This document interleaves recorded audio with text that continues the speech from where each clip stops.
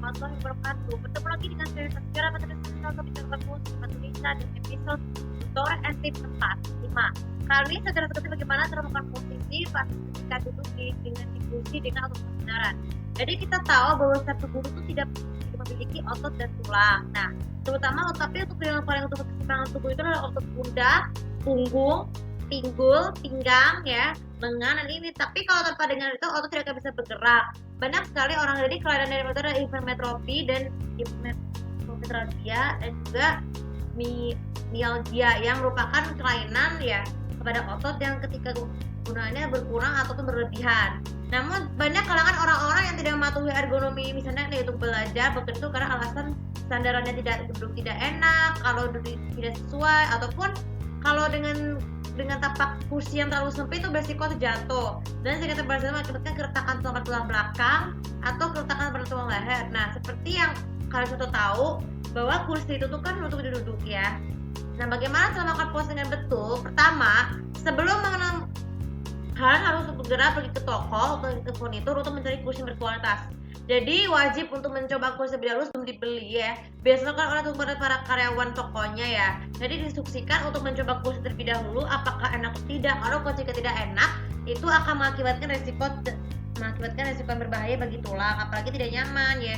Jadi kalau kursi dengan alat tempat yang dikombinasikan itu kursi yang terbuat dari bahan busa dibanding bahan-bahan lain. Kenapa? Karena kalau bahan seperti kayu, terus juga kayu maupun besi itu bisa tidak secara langsung tuh bisa hanya merusak tulang ekor, tapi juga mengakibatkan ketegangan pada otot punggung dan juga otot pinggang lainnya sehingga terus terjatuh ya.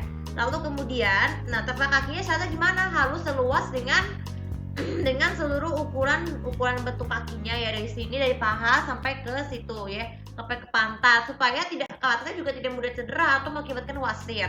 Lalu yang ketiga, jika sudah juga nyaman, silakan kalian beli tunggu dengan bantuan orang-orang. Jadi persyaratan orang jika kita membeli, kita pulang dulu ya setelah membayar, baru minta kepada orang-orang untuk mengangkut kursi itu kembali ke rumah. Kemudian yang keempat, cara untuk meletakkan kursinya itu, kalau di meja belajar ya, pastikan tidak terlalu dalam ya. Untuk ada dua jenis.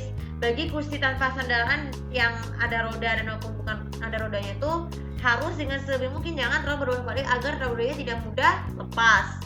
Kalau yang biasa jangan dengan digeser, sebaiknya diangkut ya bagi yang ukurannya ringan. Tapi kalau boleh bantukan pada orang tua ya untuk kamar. Lalu letaknya di mana? Posisi berhadapan dengan meja ya, berukuran punggung. Kemudian tidak hanya itu saja, tolong ketika duduk, ini bagaimana posisi duduk yang betul. Untuk dengan tanpa sandaran, badan tetap tegak, lurus ya, lurus, lalu kemudian pedangnya menahan tegak dan kakinya nih, kaki yang disarankan kalau jika terlalu itu tuh agar jika tidak mencapai lantai sebaiknya diberikan dingkrik ataupun dingkrik untuk menaruhkan kaki supaya kaki tidak mudah gampang lelah ketika terlalu lama berduduk untuk belajar. Nah, tapi dengan kalau untuk mencegah otot leher dan punggungnya tidak sakit, kalian harus wajib menggunakan bantal leher ya, bantal leher atau dengan menggunakan brace, bukan brace sih. Harus dengan menggunakan ini ya. Tapi kalau dengan bantal khusus ya, bantal khusus untuk sandaran itu tuh kalau tanpa sandaran itu dengan caranya bagaimana? Tapi mungkin agak susah sih, tapi minta kepada orang tuh bisa, kalau jika tanpa sandaran minta kepada orang-orang untuk menambahkannya dengan kayu untuk tanpa sandaran ya. Tapi kalau dengan sandaran harus dengan bantal khusus. Kalau jika tidak pada khusus nggak usah perlu ya, supaya bisa mudah untuk menyender punggung, kepala dan leher. Nah, dan yang paling penting sekali cara pada pose yang betul tuh yang saat diharamkan itu adalah bungkuk. Karena bungkuk secara langsung mengakibatkan skoliosis, kifosis, dan lordosis.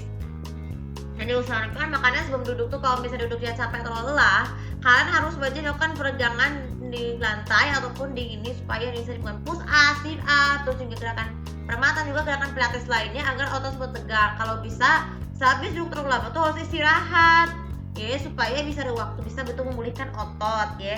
Jika keadaan semakin parah, silakan segera lakukan pemijatan dengan alat-alat seperti tongkat pemijat ataupun bola tenis, asalkan dengan tidak terlalu keras ya, untuk memijat otot-ototnya serta mengambil kepegalan. Nah, dan yang paling terakhir sekali, olahraga di luar juga peran penting. Olahraga di luar tuh awal sangat penting sekali sebelum duduk di belajar agar otot punggungnya tuh bisa lebih fit dan juga tidak mudah kekurangan cairan, karena kan hukuman otot juga kekurangan cairan. Nah, Jadi sebagai penutup, kesimpulan dari vlog ini ya, disarankan untuk membeli kursi atau mengambil kursi yang sandarannya bisa menyandar dengan cara seperti itu, di punggung, pinggal, kepala, dan juga leher sepenuhnya supaya bisa membantu istirahat dan leher tidak bertegang.